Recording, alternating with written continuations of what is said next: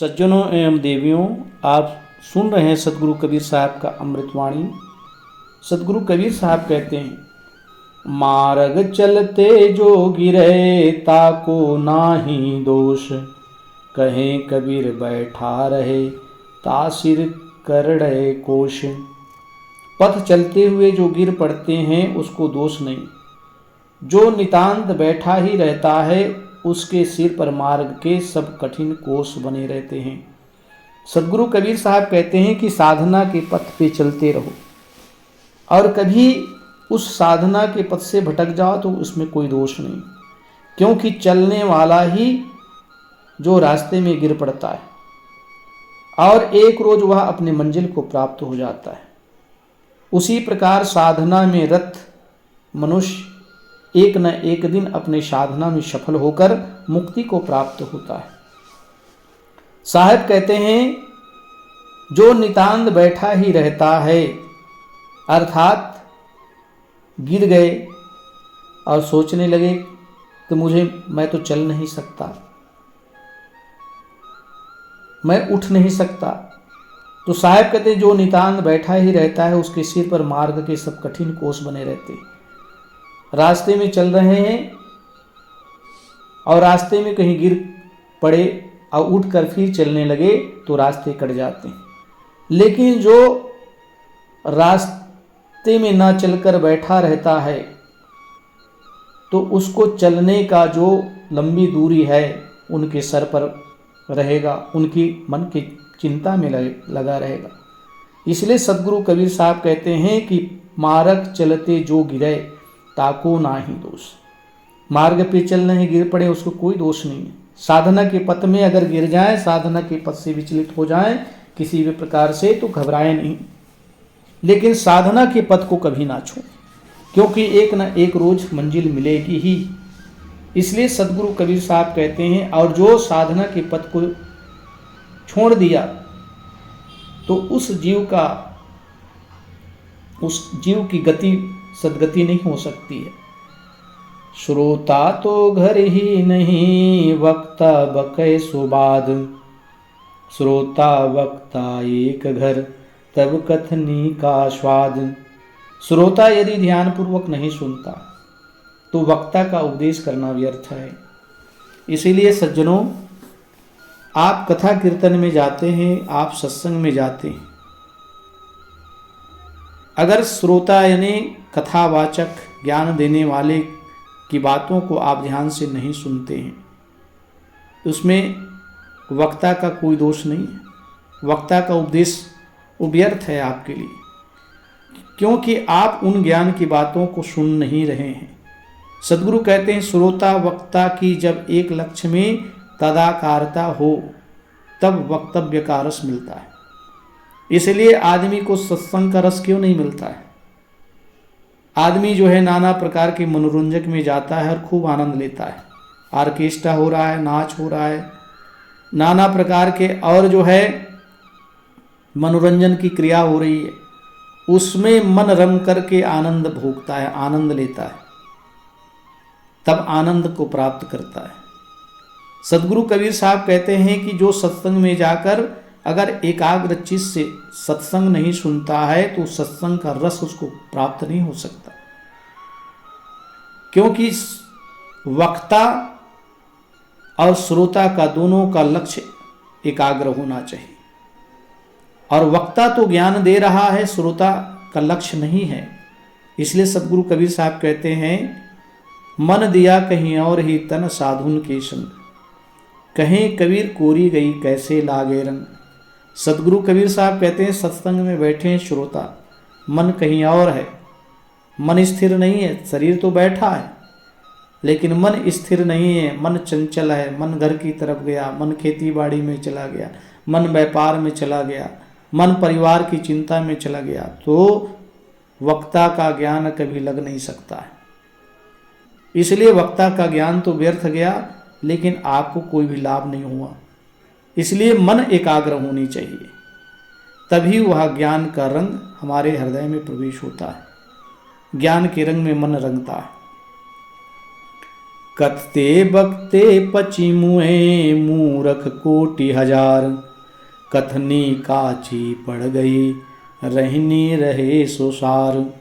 हजारों करोड़ों मूर्ख ज्ञान की बातें करते बकते अज्ञान ही में पच गए। इसलिए सदगुरु कबीर साहब कहते हैं ऐसे लोगों की परीक्षण करो। आप लोग देखते हैं आजकल मीडिया का ज़माना है, टीवी में, मोबाइल में ऐसी ज्ञान की बातें कहते हैं जो बेतुक हैं, जिससे कोई लेना देना नहीं। कथावाचकों का जो कथा जो है एक दूसरे में मिलता नहीं है।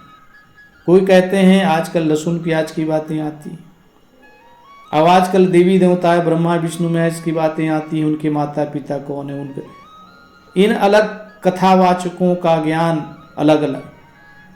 कोई कहते हैं ब्रह्मा के पिता विष्णु हैं, कोई कहते हैं विष्णु के पिता शिव हैं, कोई कहता है शिव के पिता ब्रह्मा हैं।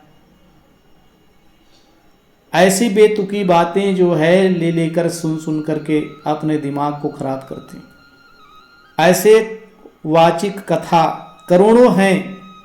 कोई कहता है लहसुन जो है दुर्गंध से पैदा हुआ, प्याज दुर्गंध से पैदा हुआ। अरे उनका वो स्वभाव है तमोगुणी, क्योंकि वो प्राकृतिक रूप से वैसे ही बना हुआ है। अब कोई कहे कि नीम का जो फल होता है वो कड़वा होता है, नीम का वृक्ष कड़वा होता है, तो किसी क्या मांसाहारी पशु से उसकी तुलना कर दें? क्या उसकी राक्षस से तुलना कर दिया जाए? सज्जनों, आपको विवेक करने की आवश्यकता है। इसलिए सदगुरु कबीर साहब का ज्ञान अकाट्य है। साहब कहते हैं हजारों करोड़ों मूर्ख ज्ञान की बातें करते करते अज्ञान ही में पच गए। केवल कथनी तो सारहीन हो जाती है, आचरण में चलना ही परम लाभ। कथनी करने वाले ऐसे कितने लोग हैं, वो आचरण में बिल्कुल शून्य। साहब कहते हैं इन लोग जो है पच पच के मर गए। रहनी के मैदान में कथनी आवे जाए, कथनी पीसे पीसना रहनी अमल कमाए। जब अपने में रहनी आ जाती है तब उसके मैदान में तो कथनी अपने आप आ जाती है।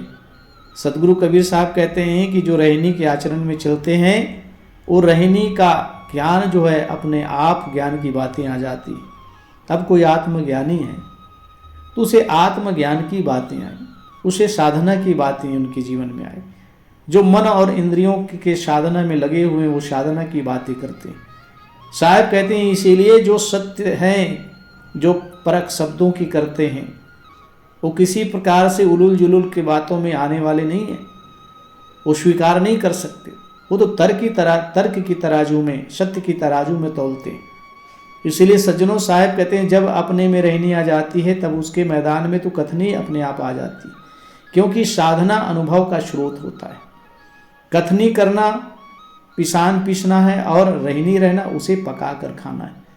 इसलिए सदगुरु कबीर साहब रहनी पर, साधना पर जोर देते हैं कि जब तक रहनी आचरण में नहीं होगा, जब तक साधना में नहीं होगा, तब तक ये जीव किसी प्रकार से शांति को प्राप्त नहीं हो सकता। एक हमारी सीख सुन जो तू हुआ शीश, करूं करूं तो क्या कहे किया है सो दीख।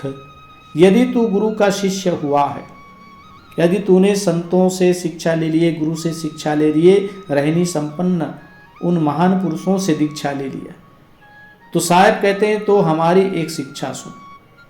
करूंगा करूंगा क्या करता है? कल्याण करूंगा, साधना करूंगा, भक्ति करूंगा, या बुराई को छोड़ूंगा, नाना प्रकार की करूंगा करूंगा क्या कहता है? जो पूर्व में भूल कर आए हैं उनका निरीक्षण करके उनको अब न दोहराना, की हुई पूर्व वासनाओं का शमन करना। इसीलिए संत गुरुजनों से दीक्षा प्राप्त की जाती कि मैं अपने जीवन का कृतार्थ करूंगा, अपने जीवन का कल्याण करूंगा, किसी भी बुराई में फंसूंगा नहीं। साहब कहते हैं करूंगा करूंगा क्या कहता है? अगर तूने गुरु से दीक्षा ले लिया है तो समस्त बुराई को अपने जीवन से निकाल दे और कल्याण के पथ में लग, क्योंकि कल करे सो आज कर, आज करे सो अब पल में प्रलय होगी, बहुरी करेगा कब। अब करूंगा करूंगा कहते रहेगा, जीवन से हाथ धो बैठा, इस शरीर से प्राण पखे उड़ गए, तो तुम्हें उसी 84 में जाना पड़ेगा। जब तू आया जगत में लोग हंसे तू रोए, ऐसी करनी ना करो पीछे हंसे सब कोई। जब तू माता के गर्भ से पैदा हुआ था तब तू तो रोता था, और संसार में सब लोग रोते हैं। माँ के गर्भ से निकलते हैं, बाहर आते हैं तो हर बच्चा रोता है। साहब उसी बात को लेकर कहते हैं, जब तू माता के गर्भ से पैदा हुआ तब तू रो रहा था, और सब लोग प्रसन्नता से हंस रहे थे। घर परिवार के लोग, माता पिता, चाचा चाची, जितने भी रिश्ते नातेदार हैं, सब हंस रहे थे, सब खुशी मना रहे थे कि इस घर में संतान पैदा हुआ। लेकिन जन्मने वाला रो रहा था। अब ऐसी करनी ना करना कि मरने के पीछे भी तुम्हारे आचरण पर लोग हंसे। साहब कहते हैं अंतिम में ऐसे भी कर्म ना कर जो अंतिम समय में लोग हंसे कि ऐसे मरा तो इसने दुष्कर्म करके मरा, ऐसी फदीती करके ना मर जिससे लोग हंसे।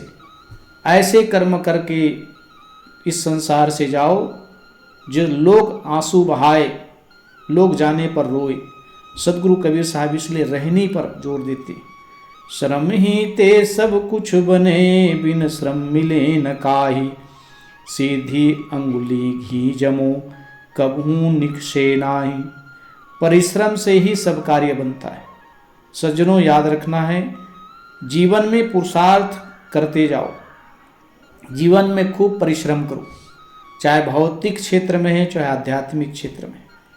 अब मैं तो ये कहता हूँ कि भौतिक क्षेत्र में भी खूब परिश्रम करो और आध्यात्मिक क्षेत्र में भी खूब मेहनत करो, क्योंकि भौतिक धन हमें परिश्रम करने से प्राप्त होता है और आध्यात्मिक धन हमें संत महापुरुषों के सत्संग के माध्यम से प्राप्त होता है।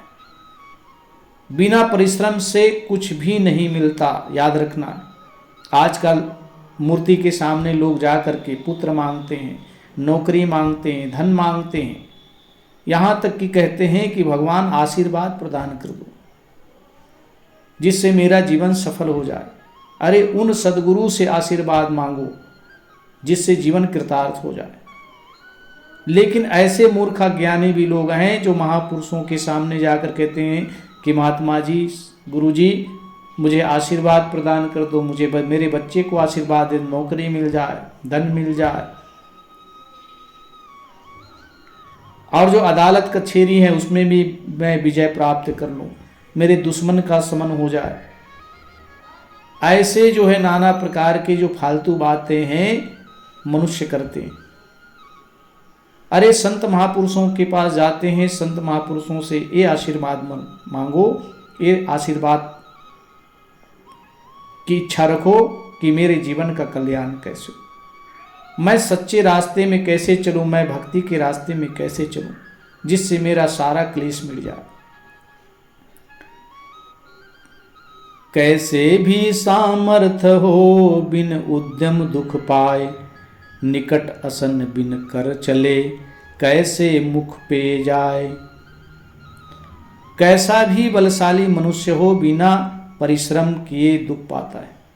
याद रखें, चाहे वो कितने भी शक्तिशाली मनुष्य हो, आदमी हो, इंसान हो, बिना परिश्रम के सुख नहीं प्राप्त कर सकता। पास में रखा हुआ भोजन बिना हाथ से उठाए मुख में कैसे जाएगा। साहब बहुत सुंदर उदाहरण दे रहे हैं कि अगर कोई घर के लोग भोजन बनाकर हमारे सम्मुख रख दे और जब तक हम उसको मुख हाथ से उठाएंगे नहीं, मुख में नहीं डालेंगे, तब तक कैसे वो मुख में जाए। उसी प्रकार से चाहे कितना भी शक्तिशाली इंसान हो, कितना धनीवान हो, कितना भी समर्थवान हो, बिना परिश्रम के सुख नहीं पा सकता है। इसलिए सज्जनों, अपने शरीर के रहते, स्वस्थ रहते परिश्रम खूब करो, और परिश्रम से ही लक्ष्मी मिलती है, परिश्रम से ही आदमी कुछ भी प्राप्त कर लेता है।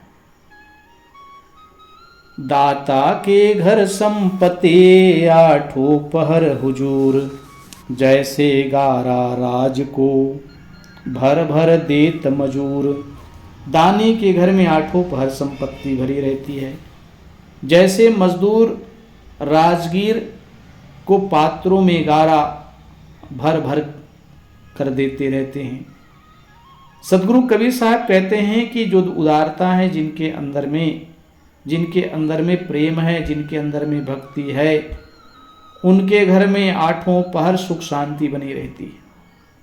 इसलिए कहते हैं उदारता के घर संपत्ति, और जो है कंजूस के घर दुख, ये होता है। इसीलिए मनुष्य को दानी बनना चाहिए, आदमी को परोपकारी बनना चाहिए। परोपकार से कोई हित होने वाला नहीं। इसलिए साहब कहते हैं दाता के घर संपत्ति आठों पहर उजूड़। दाता के घर में संपत्ति उसी प्रकार से बनी रहती है जिस प्रकार से जो है वृक्षों में फल लगे होते हैं। अब वृक्षों का ही उदाहरण ले लीजिए। वृक्षों से हमें फल की प्राप्ति होती है। अगर वृक्ष से हमें वृक्ष फल ना दे तो पुनः वह जो है आने वाले समय में फल से लद नहीं सकता। उसी प्रकार से जो प्रेमी हैं, जो भक्त हैं, उनके जीवन में परम शांति, परम सुख रहता है, क्योंकि सबसे प्रीति करते, सबके साथ सुंदर व्यवहार करते हैं। और जो दानी नहीं है, जो उदारता नहीं है उनके अंदर, जिनके मन में भारी कड़वाहट रहता है, उनके जीवन में दुखी दुख रहता है, वह सुखी से नहीं जी सकता है। श्रम ही ते सब होत हैं जो मन राखे धीर, श्रम ते खोदत कूप जो थल में प्रगटे नीर। यदि मन में धैर्य रखे तो परिश्रम के सहारे धीरे धीरे योग्य बातें सब होती हैं। देखो परिश्रम से कूप खोदने पर कठोर पृथ्वी में भी पानी निकल जाता है। सतगुरु कबीर साहब यहाँ पर मन में धैर्य रखने की बात कहते हैं। आदमी को जल्दीबाजी नहीं करना चाहिए, चाहे किसी भी क्षेत्र में हो, चाहे वो कल्याण के क्षेत्र में हो, चाहे भौतिक जगत के क्षेत्र में हो। मनुष्य को हमेशा धैर्य रखना चाहिए, क्योंकि धरती को धीरे धीरे खोदने से कुछ दूरी पर उसमें पानी निकल आता है। वैसे साहब कहते हैं कि उसी प्रकार से मनुष्य धैर्य रखता है, परिश्रम करता है, तो धीरे धीरे उसको उसके एवज में उसको फल मिलता है। लेकिन जो धैर्य नहीं रखता, जल्दीबाजी करता है, उसको फल नहीं मिलता है। इसलिए सतगुरु कबीर साहब कहते हैं यदि मन में धैर्य रखे तो परिश्रम के सहारे धीरे धीरे होने योग्य बातें सब होती है। जो होने योग्य बातें हो जाती है। धरती को खोदने से जल मिल जाता है। उसी प्रकार से मनुष्य को हर प्रकार से परिश्रम करना चाहिए। परिश्रम करने में कोई जो है कमी नहीं करनी चाहिए, आलस्य नहीं करनी चाहिए। लेकिन जो आलसी व्यक्ति हैं, जो परिश्रम नहीं करते हैं, जो दूसरे के सहारे बैठे रहते हैं, वही तो दुखी पाते हैं। वो दुख उनके जीवन में बना रहता है, वो कभी सुख को प्राप्त नहीं होते। इसीलिए सतगुरु कबीर साहब यहाँ पर जो परिश्रम की बात करते हैं, मेहनत की बात करते हैं। जीवन का कल्याण करना है तो खूब मेहनत करो, भौतिक धन की प्राप्ति करनी है तो खूब मेहनत करो। तो इस प्रकार से सतगुरु कबीर साहब हमें जो रहनी, आचरण और परिश्रम पर जोर देते हैं और उसे जीवन में उतारने का उपाय बताते हैं कि इसे जीवन में उतारो और सुखी हो जाओ।